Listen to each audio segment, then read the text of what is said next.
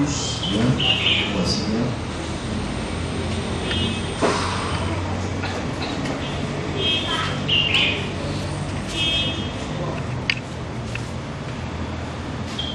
Voici.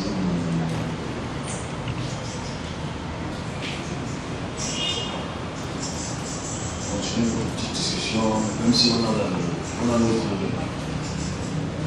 continent, je prière, famille,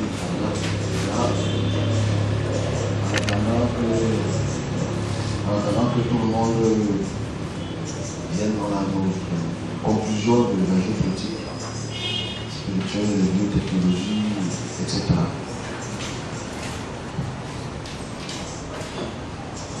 C'est un peu difficile, ce que je veux dire un peu plus. On va peut-être y arriver.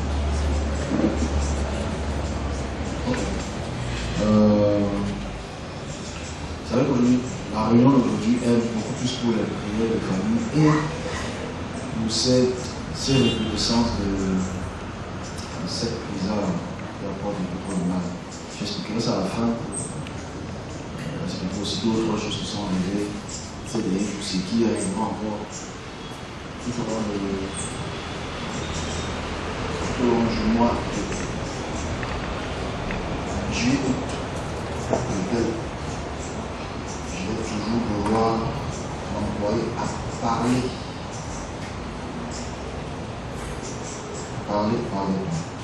Ok, bon. Donc, ce que je veux dire est un peu compliqué, hein? Mais on va y aller. Confiance en vous. Confiance en votre cerveau que vous avez. On a fait un petit résumé. Alors, tout au long du mois de ce mois-ci, on a pu avoir des discussions intéressantes au niveau des géopolitiques, biotechnologiques.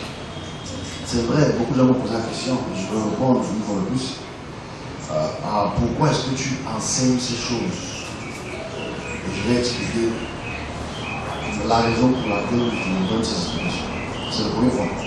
Deuxième point, je vais revenir sur un point que j'ai exprimé le 1er juin, très très important.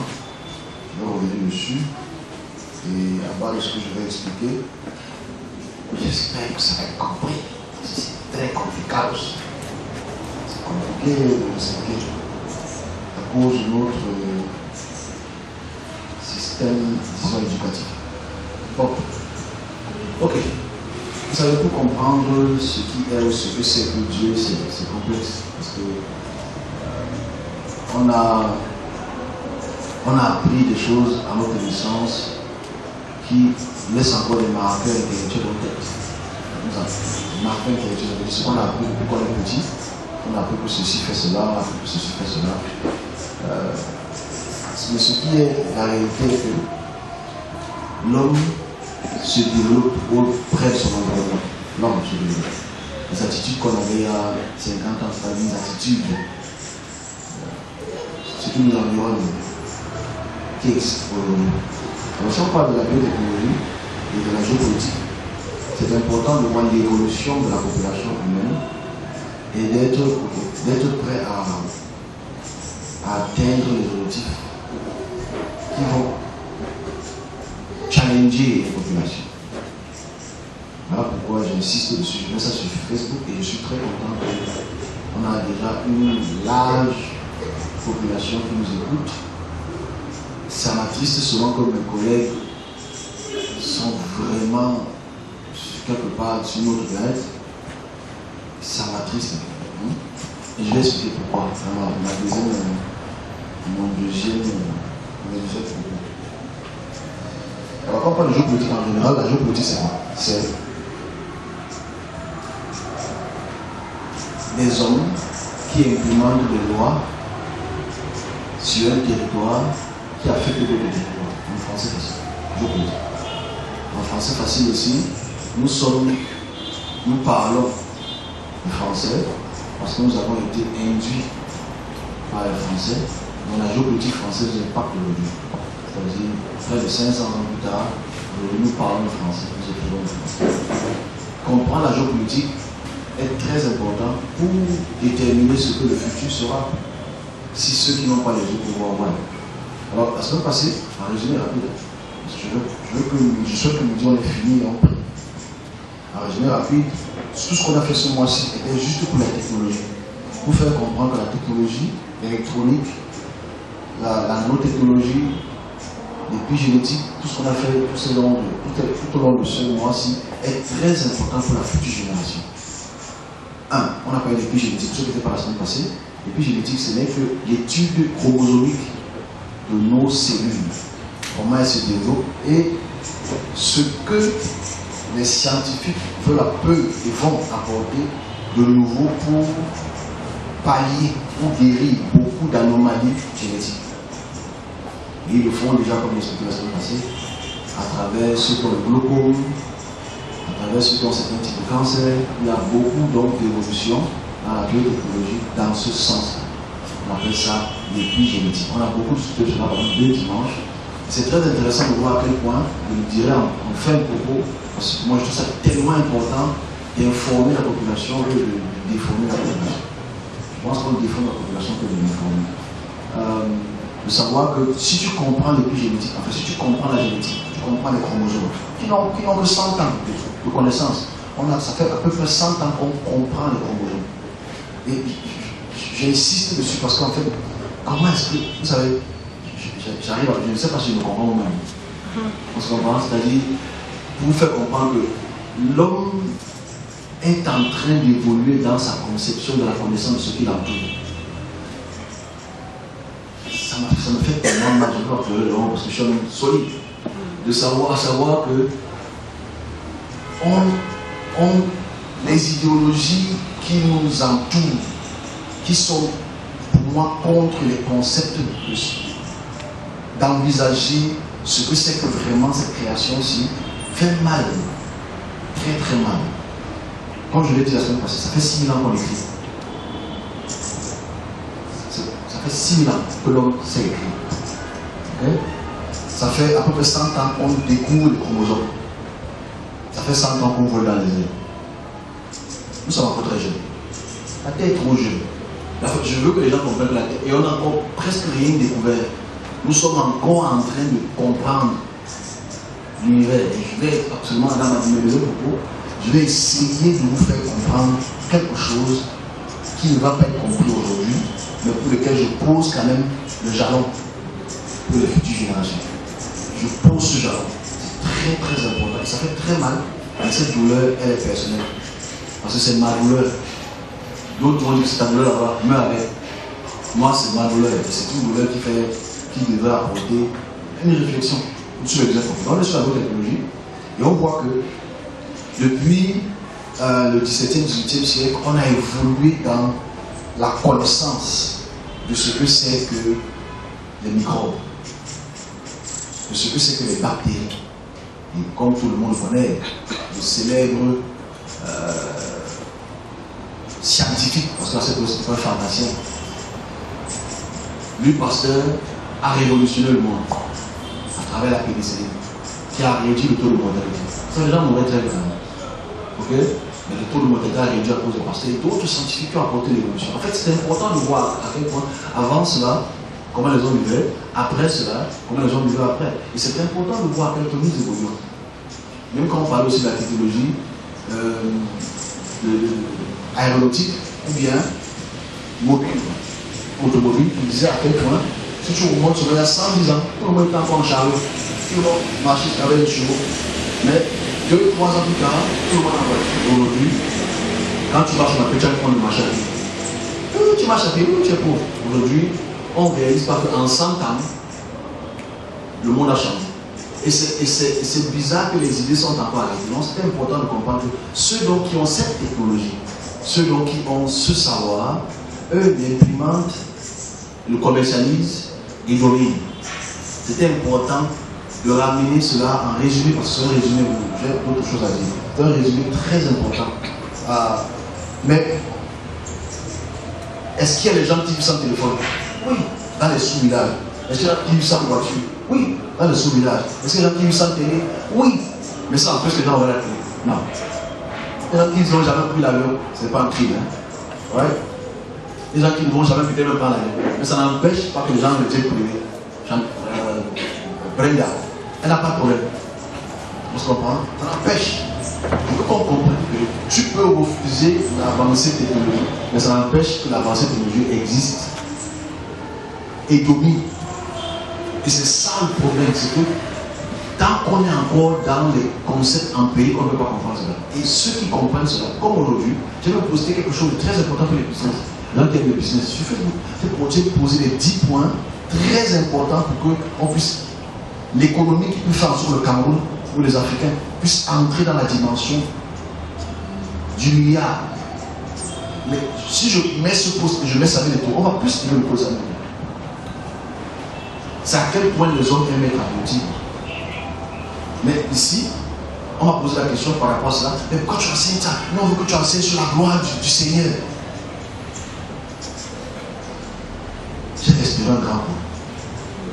Et la personne a fait un commentaire sur un post que j'ai donné, parce que je regarde les posts, c'est intéressant de parler de cela. Ouais, Dieu nous a créé pourquoi. Dieu nous a créé pourquoi on l'adore. Je ne peux pas répondre à cela. Parce que je n'ai pas la force. Je ne peux pas à cela. Je pense que j'ai dépassé ce grand niveau-là. Donc, c'était ce qu'on a fait ce mois-ci. Et moi, ce que j'aime, je suis très content parce qu'on a eu de très belles discussions ce mois-ci. On a parlé de pharmacie, on a parlé de la médecine, on a parlé de plein de belles choses. Et je pense que ceux qui étaient là ont certainement beaucoup profité. Moi, je comprends l'humain. La conception de l'humain, je m'arrête là, je vais à mon prochain sujet. La conception humaine est sur la survie, pas sur le progrès. Ok? Si tu dis à quelqu'un, hey, écoute, je vais te rendre riche, il va réfléchir. Mais si tu dis, je veux faire en sorte que tu ne sois pas pauvre, c'est une autre chose. Mais c'est le même mot. Parce que lui, voulant ne pas, s'il ne veut pas mourir pauvre, il va se battre à être riche. Et c'est comme ça que les humains sont. On a l'attitude de la survie. Quand tu penses être à l'aise, tu ne réfléchis pas.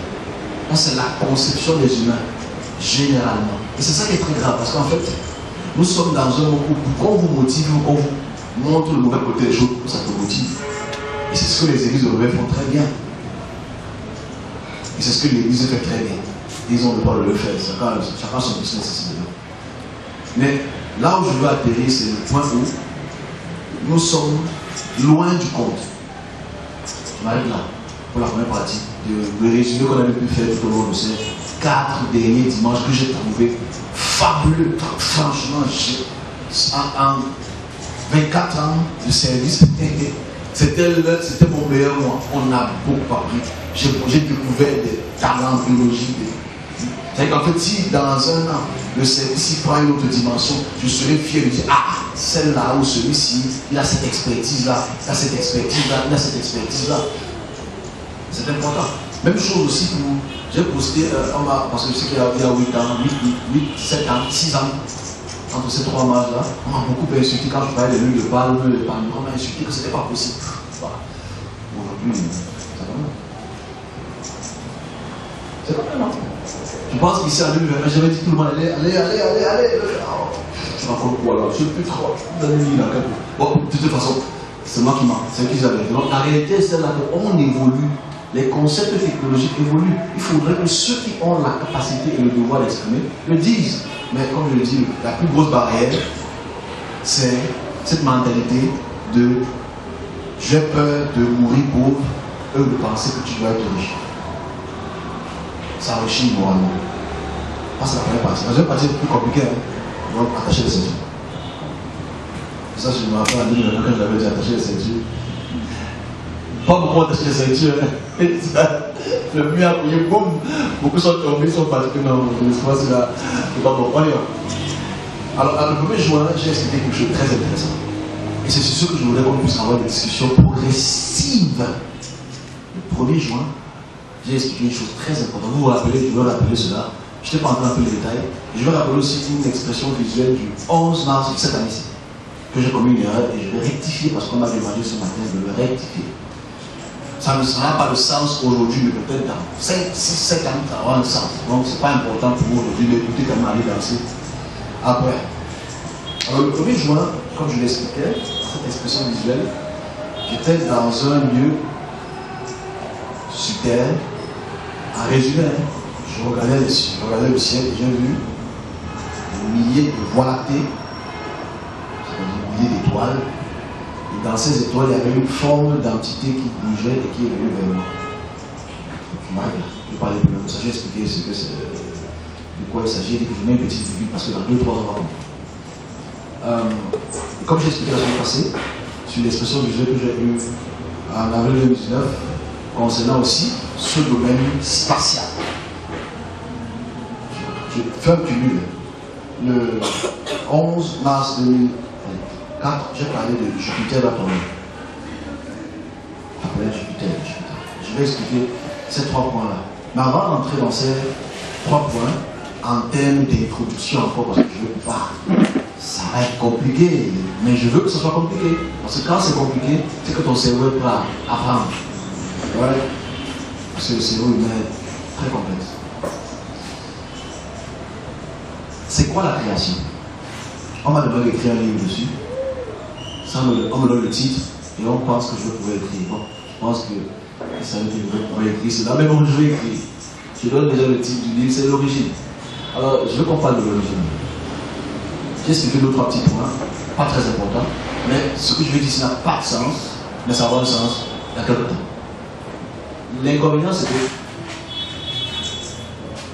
le service annonce des choses progressivement. Avant que je commence, je vais faire un petit récapitulatif de l'histoire. Avant que je commence.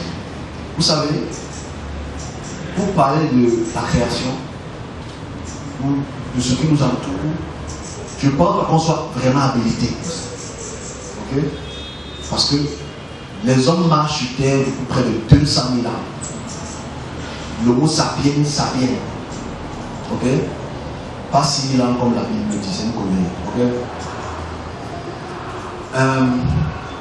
Et l'homme a eu cette attitude, comme vous le savez, comme on l'a expliqué pendant qu'on enseignait sur l'apothéose, d'observer les étoiles. C'est une passion. Moi, je vous l'ai dit la semaine passée. Pour moi, c'était une passion. C'est toujours une passion. Parce qu'ici, il y a tellement de lumière que tu peux pas vraiment observer. L'homme observe les étoiles et l'homme observe le fait que ce qu'on appelle étoile. Je vais définir étoile tout à l'heure, pour nous tous. En français facile. On observe qu'il y a des milliers d'étoiles. Des milliards et des milliards d'étoiles qui nous entourent. Sur chaque plafond du ciel, la nuit, on peut observer des milliards d'étoiles. Tu ne peux pas les compter. Pendant la période égyptienne, ils avaient l'attitude d'observer les étoiles et de nommer les étoiles qui ont le semblant d'avoir un certain mouvement. On les donne des noms des dieux. Parce qu'en fait, c'est quand même comme elles bougent et qu'elles sont plus brillantes que les autres petites étoiles. On avait cette idée que ce sont ces divinités qui regardent sur nous, sur la Terre. Et on pensait, et beaucoup encore aujourd'hui ont ces idées il y a 5000 ans, que ces planètes affectent le comportement humain. Et c'est un fait, puisque la plupart de vous encore dans l'horoscope. Ça n'a pas changé, malheureusement. Et dans cette notion idéologique, ce qu'on pouvait observer, c'était Mars, Jupiter, Saturne. On s'arrêtait là. Je sais pourquoi let's speak, right? Aujourd'hui, j'ai introduit quelque chose qui ne va pas être facile à comprendre. Mais vous devez entendre. Au moins, vous devez quand même écouter. Avant de mourir, vous serez, avant de mourir, vous allez dire, ah, j'ai quand même entendu ça avant de mourir. Je suis mieux que vous. Donc, c'est ce qu'on observait. Alors, surtout, à partir du recensement de l'écriture grecque, il commençait à appeler donc ces astres des noms des divinités. On a Jupiter, que tout le monde connaît, on a Mars, on a Vénus. Tous ces planètes, quand elles s'alignent, on peut les voir à travers le ciel. On peut cartographier le ciel et voir les étoiles qui bougent et les étoiles qui ne bougent pas. On peut les distinguer en 3 formes. 3 formes de planètes qui bougent ou d'étoiles qui bougent. s'il y a quelque chose, je dois répondre. C'est pas très important pour moi. Ça, c'est l'observation. Donc, pendant des milliers et des milliers d'années, des centaines d'années, les hommes, naturellement, normalement, ont cru que ça, c'est la divinité. Si c'est la divinité qui a le pouvoir, c'est cette divinité qui a le pouvoir. Donc, mettons ces deux facteurs, divinité et étoile ou planète, dans notre concept. Ok? Observons-les et respirons grand. Alright? S'il vous plaît, je souhaite que vous m'interrompiez si vous ne comprenez pas. C'est une discussion que c'est compliqué. Surtout quand quelqu'un n'a jamais regardé le ciel. C'est compliqué. Si tu n'as jamais regardé en haut, ça va être compliqué de me comprendre. Et je suis certain que si tu n'as jamais regardé en haut, le seul réflexe que tu vas avoir aujourd'hui, c'est de regarder en bas et l'autre. Une petite blague. On continue. Donc, naturellement, ils ont pu observer ces planètes et déterminer que c'est cette divinité, c'est Vénus, c'est Jupiter, c'est tel et tel. Donc, ici, ils étaient donnés par rapport aux divinités grecques ou gréco-romaines. Mais on n'avait pas encore le télescope. On se comprend? Et qu'en fait, on n'avait pas encore pu identifier si ce sont des dieux ou si ce sont des planètes. Parce que vous devez le savoir. Très peu savaient que la Terre, enfin, que les planètes étaient rondes. Très peu pensaient que le Soleil, très peu pensaient que la Terre tourne autour du Soleil. Quand même presque personne. Parce qu'on savait que c'est la Terre qui est le centre de l'univers. Donc pendant des milliers d'années, j'insiste dessus, on a toujours su que la Terre est le centre. Et que la Terre est même plate. Voilà pourquoi tu peux voir l'horizon. Que si la Terre était ronde, elle devait être pliée. Ça c'est un autre débat pour lequel je peux répondre avec beaucoup de sagesse. Mais il est arrivé quelque chose à partir de l'Empire anglais et l'Empire français du 15e, 16e siècle. On va le bouger. Ok? Il y a des observatoires solaires, des observatoires lunaires. Parce qu'en fait, vous devez savoir que la distance, c'est une vraie question, une belle question. Hein? On peut se poser la question. On a cette idée que la Lune est trop près de la Terre, c'est le kilomètre. En fait, en réalité, tu peux mélanger les 8 planètes, tu peux les coller, les 8 planètes. C'est-à-dire que tu pars de Neptune jusqu'à Vénus, tu les colles, ça ne fait même pas la distance de la Terre à la Lune. C'est bien loin. On a ça, c'est là. Donc en fait ici, les concepts ont commencé à changer quand Galilée commence à créer le premier télescope. Il peut commencer à observer. Ce que je dis ici n'a pas le sens parce qu'en fait, quand on entend le bruit là derrière, c'est ça qui est le plus important.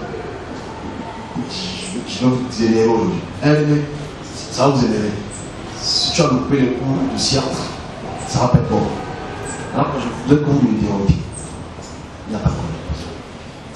Alors, on commence à observer les étoiles. On commence à observer à travers ces lentilles-là. Et on commence à observer quelque chose de très intéressant. On savait que la dernière planète, c'était Saturne. C'est ce qu'on savait. Jusqu'au XVIIe siècle, on savait que la dernière planète recensée, c'est Saturne. Vous imaginez? Là, c'est Saturne. On savait que la dernière planète, c'était Saturne. Bon, je vais expliquer. Je prends la peine avant d'entrer dans les dimensions. Et forcément, un scientifique qu'on appelle William Herschel, lui, il observe le ciel. C'est même pas vraiment un astronaute, c'est un musicien. Hein? C'est-à-dire qu'en fait, tu peux être musicien puis tu deviens astronaute. Avant, ce n'était pas le cas. Aujourd'hui, tu es un musicien, tu es dans le dessus. Donc, lui, il observe et il remarque quelque chose qui orbite derrière Saturne. Une petite planète. C'est pas possible. Il observe bien et il polie sa vitre, mais il polie ses lunettes. Et il voit que c'est chaque fois qu'il cartographie ce livre, il voit que c'est un mouvement. Mais c'est derrière Saturne. On dit que c'est pas possible. Moi, tu racontes ça. Tu es même fou. Il dit, ouais, c'est ce que je dis. Il montre à tout le monde. Mais c'est même vrai. Ah! Donc, Saturne n'est pas la dernière planète. Donc, vous réalisez que même jusqu'au XVIIIe siècle, on croyait que la Terre n'avait que 6 à 7 planètes. C'est très grave. Mais c'est pas grave, c'est pas tout. On a ça. Et forcément, quand il observe cela naturellement, c'est un Anglais, right? Il décide de donner le nom du roi. Le roi s'appelle George. J'aurais honoré de prendre ce nom que cette planète s'appelle la lune ou l'étoile de change. Mais après ça change. Parce que ceux qui ont homologué les planètes ont décidé que l'on devrait être appelé selon le nom d'une divinité. Ok? Uranus, qui est le père de Crénos, Jupiter, etc. Mais, c'est pas tout. On a dit, c'est très très important de voir l'évolution de la science. Dans là, on est en 1871. Alright? Il faut 100 ans, à peu près, pour faire le bon calcul de se dire, non mais, si c'est Uranus, la dernière planète, il y a un problème. C'est que le système là doit tomber. C'est pas normal. On commence à faire le bon calcul. Mathématiques d'abord. Ensuite, la lentille devient de plus en plus précise. Et on découvre une autre planète bleue. Derrière. Waouh. C'est pas normal. On fait le bon calcul et on découvre souvent, véritablement, dans les années 90. Il faut le dire clairement, véritablement, surtout avec voyageur 1, voyageur 2, qu'on appelle aujourd'hui Neptune. Et avec plus de précision, ce qu'on appelle une exoplanète, plutôt. J'insiste dessus. Ça, c'est notre système solaire. Ça n'a pas l'air d'avoir un sens, mais vous allez me comprendre. À quel point, en 150 ans, on a évolué dans le concept de ce qui entoure la Terre. Et on a appris aussi, comme vous le savez, j'espère, elle n'est pas mourir comme ça. On sait que la Terre est ronde, mais la Terre n'est pas vraiment ronde. Ouais. C'est comme une ellipse. On sait que on tourne autour de la Terre, c'est un cercle, mais ce n'est pas un cercle. C'est toujours une ellipse. On n'a pas vraiment appris que le Soleil aussi tourne sur elle-même. C'est-à-dire, la Voie lactée tourne sur elle-même et crée ce qu'on appelle cette double ellipse. C'est un autre truc, comme ça on va parler ça tout à l'heure. Mais aujourd'hui, à travers voyageur 1, voyageur 2, qui ont pu traverser tout le système solaire, c'est-à-dire des milliards de kilomètres, on peut voir à peu près tout le système solaire et leur mouvement. Je m'arrête là, juste pour cette explication. Alors, si je passe par cette introduction, c'est pour faire comprendre une chose à mes collègues. Ceux qui ont écrit les textes bibliques n'avaient aucune notion de ce qui se passe à l'extérieur. N'avaient aucune notion de ce qui se passe à l'extérieur. Aucune notion. J'insiste. N'avaient aucune notion de ce qui se passe à l'extérieur. Si vous avez pas de comprendre l'explication, que c'est récemment qu'on a pu recenser cette planète, et sans oublier qu'il y a des lunes, il y a 214 différentes formes de lunes. Il y a plusieurs lunes. Il y a des milliards d'astéroïdes. Ok? Il y a des milliards d'exoplanètes qu'on ne peut pas les recenser comme parce qu'ils n'ont pas la même atmosphère. C'est dans notre génération si que nous pouvons observer cela. On est ensemble? Et il faudrait qu'on comprenne une chose. Voilà pourquoi j'explique les choses j'explique les choses à travers les visions que les services donnent et que nous puissions comprendre que nous sommes seulement au début de comprendre ce que c'est que la création. Parce que la connaissance n'est pas finie, elle est infinie. Parce que les gouttes de connaissances que nous absorbons ne peuvent que correspondre à notre ère. J'entends des textes très importants pour lesquels personne ne va vouloir suivre. Mais je veux seulement dire, parce que c'est important de le dire, naturellement, tu as pris la peine d'écouter ce que c'est que la planète Terre et ce que c'est que le système solaire. Système solaire, c'est quoi? Je sais, les mères. Prenez comme ça. Parce que quand tu disais Genèse chapitre 1, verset 1 à verset 26, tu disais ça avec il parlait en langue. On se comprend? On avait que il a créé ça, il a créé ça, il a créé ça, il y avait un luminaire ici, il y avait un luminaire là-bas, c'était bon, c'était bon, c'était bon. C'est faux, tout ça là c'est faux. Il faut le mettre, il faut jeter ça là. Là, c'est archi faux. Si tu comprends ce que j'ai bien eu la peine d'expliquer ici. Simple explication, juste pour faire plus de science. Je vais peut-être poser ça tout à l'heure, mais ça ne sert à rien parce que c'est pas important, c'est pas ça la vie. Vous savez, de la plus grosse planète qu'on appelle Uranus, elle est très grosse. On a Neptune, on a Uranus, on a Jupiter, on a Saturne. Ce sont des planètes qui sont immenses. Pourquoi est-ce qu'elles sont immenses? Elles sont à l'extérieur de notre système solaire. Si tu n'as pas le système